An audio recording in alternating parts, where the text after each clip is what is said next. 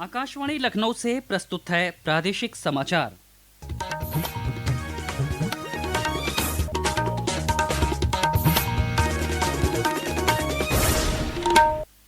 मुख्य समाचार। प्रधानमंत्री नरेंद्र मोदी आज 2 दिवसीय दौरे पर पहुंचे वाराणसी।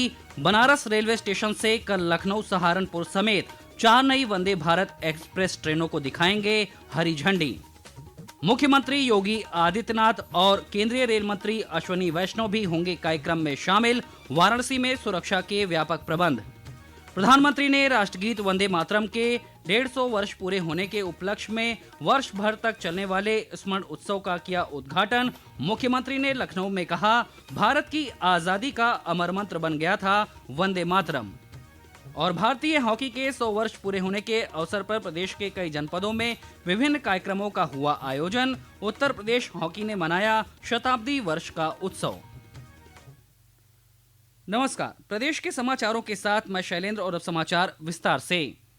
प्रधानमंत्री नरेंद्र मोदी आज शाम 2 दिवसीय दौरे पर वाराणसी पहुंच गए हैं। वो एयरपोर्ट से सड़क मार्ग से बरेका गेस्ट हाउस गए। रास्ते में काशी वासियों ने जगह जगह उनका अभिवादन किया। बरेका पहुंचने पर मुख्यमंत्री योगी आदित्यनाथ ने प्रधानमंत्री का स्वागत किया। प्रधानमंत्री कल बनारस रेलवे स्टेशन से 4 नई वंदे भारत एक्सप्रेस ट्रेनों को हरी झंडी दिखाएंगे। भारत की आधुनिक रेल अवसंरचना के विस्तार की दिशा में ये एक महत्वपूर्ण कदम होगा। इस अवसर पर प्रधानमंत्री एक जनसभा को भी संबोधित करेंगे। इस दौरान कार्यक्रम में रेल एवं सूचना और प्रसारण मंत्री अश्विनी वैष्णव और मुख्यमंत्री योगी आदित्यनाथ भी उपस्थित रहेंगे। पेश है एक रिपोर्ट।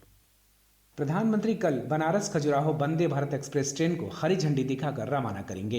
इसके अलावा वह लखनऊ सहारनपुर, फिरोजपुर दिल्ली और एर्नाकुलम बेंगलुरु वंदे भारत एक्सप्रेस ट्रेन का वर्चुअल माध्यम से उद्घाटन करेंगे। बनारस खजुराहो वंदे भारत एक्सप्रेस इस रूट पर सीधी कनेक्टिविटी प्रदान करेगी और मौजूदा समय में चल रही विशेष ट्रेनों की तुलना में लगभग 2 घंटे 40 मिनट की बचत करेगी।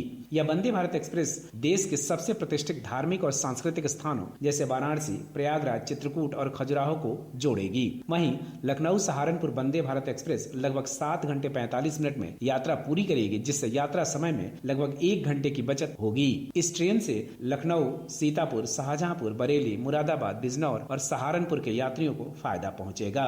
मनीष सिंह के साथ प्रेमचंद्र गुप्ता, आकाशवाणी समाचार, वाराणसी। प्रधानमंत्री की मौजूदगी को देखते हुए वाराणसी में सुरक्षा के व्यापक प्रबंध किए गए हैं। प्रधानमंत्री नरेंद्र मोदी ने आज नई दिल्ली में राष्ट्रीय गीत वंदे मातरम के 150 वर्ष पूरे होने के उपलक्ष्य में 1 वर्ष तक चलने वाले स्मरण उत्सव का उद्घाटन किया। प्रधानमंत्री ने इस अवसर पर एक स्मारक डाक टिकट और सिक्का भी जारी किया। उन्होंने वंदे मातरम 150.in पोर्टल भी जारी किया। समारोह को संबोधित करते हुए प्रधानमंत्री ने कहा कि वंदे मातरम एक मंत्र, एक ऊर्जा, एक सपना और एक संकल्प है। वंदे मातरम का मूल भाव है भारत माँ भारती।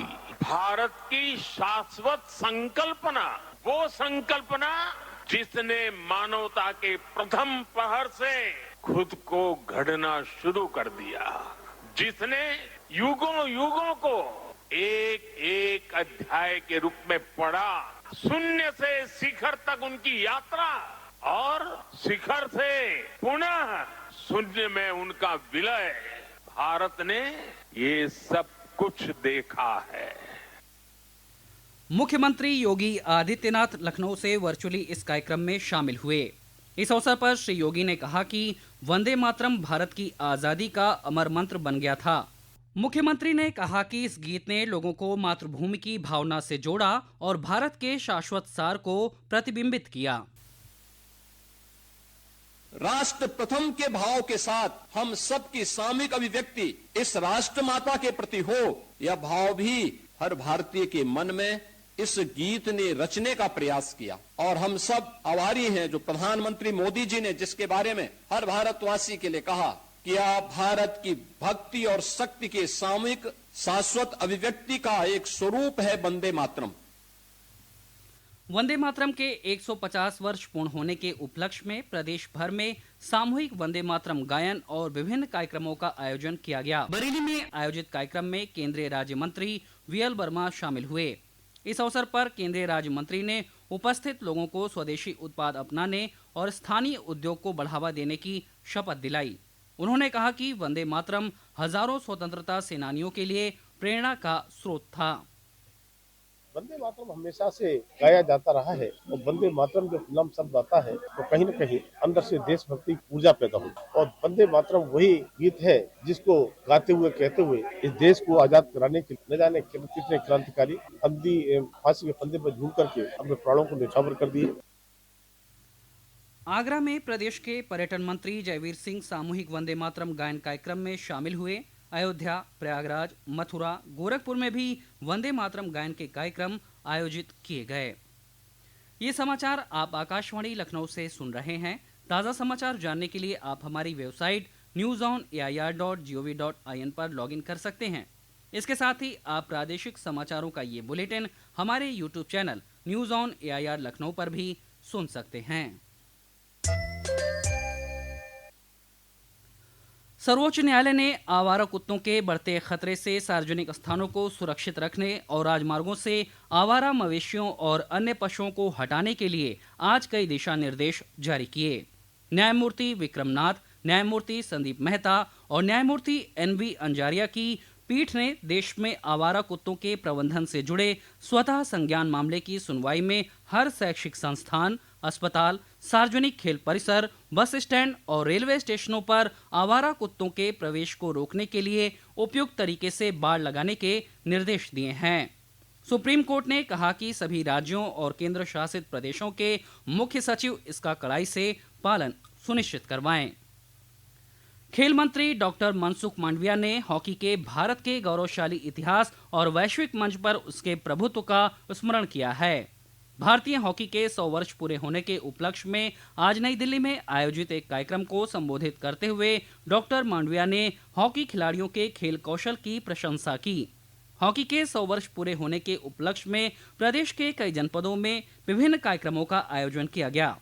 उत्तर प्रदेश हॉकी ने इस अवसर पर शताब्दी वर्ष का उत्सव मनाया। कुशीनगर में हॉकी इंडिया के तत्वाधान में मैत्री मैच का आयोजन हुआ। लखनऊ के रहने वाले पूर्व हॉकी ओलंपियन सैयद अली ने आकाशवाणी समाचार से बातचीत में अपनी हॉकी से जुड़ी स्मृतियों को साझा किया। ये हमारे लिए और हॉकी खिलाड़ियों की बहुत ही खुशी की बात है कि हम लोग ये 100 इयर्स मना रहे हैं हॉकी के और हम 8-9 साल 100 साल में हम भारतीय टीम का एक हिस्सा रहे हैं, इसका भी हमें गर्व है। नरेंद्र मोदी सरकार ने 22 सितंबर को बचत उत्सव शुरू किया था, जिसमें विभिन्न क्षेत्रों में GST दरों में कमी से देश भर के नागरिकों को लाभ हुआ है। इस कड़ी में आज हमारे संवाददाता बता रहे हैं कि पर्यटन क्षेत्र में GST सुधारों से नागरिकों को किस तरह लाभ मिल रहा है।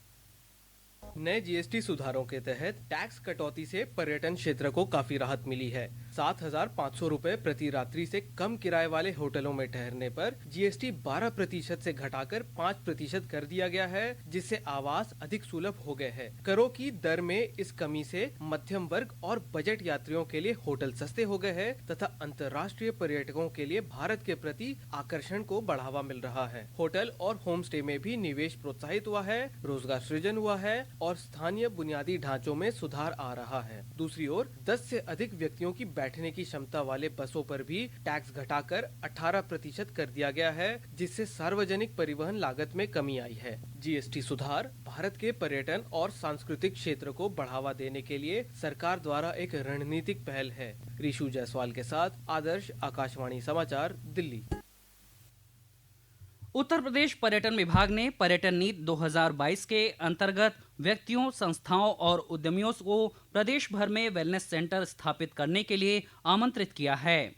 प्रदेश के पर्यटन एवं संस्कृति मंत्री जयवीर सिंह ने बताया कि इस पहल का उद्देश्य योग, प्राकृतिक चिकित्सा और पारंपरिक भारतीय उपचार पद्धतियों के माध्यम से आध्यात्म और पर्यटन को एक सूत्र में बांधना है।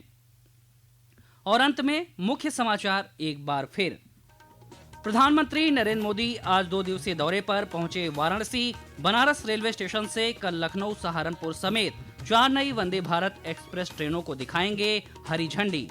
मुख्यमंत्री योगी आदित्यनाथ और केंद्रीय रेल मंत्री अश्विनी वैष्णव भी होंगे कार्यक्रम में शामिल। वाराणसी में सुरक्षा के व्यापक प्रबंध। प्रधानमंत्री ने राष्ट्रगीत वंदे मातरम के 150 वर्ष पूरे होने के उपलक्ष्य में वर्ष भर चलने वाले स्मरण उत्सव का किया उद्घाटन। मुख्यमंत्री ने लखनऊ में कहा, भारत की आजादी का अमर मंत्र बन गया था वंदे मातरम। और भारतीय हॉकी के 100 वर्ष पूरे होने के अवसर पर प्रदेश के कई जनपदों में विभिन्न कार्यक्रमों का हुआ आयोजन। उत्तर प्रदेश हॉकी ने मनाया शताब्दी वर्ष का उत्सव। इसी के साथ प्रादेशिक समाचारों का ये बुलेटिन समाप्त हुआ। अगला बुलेटिन रात 8 बजे FM पर प्रसारित किया जाएगा। नमस्कार।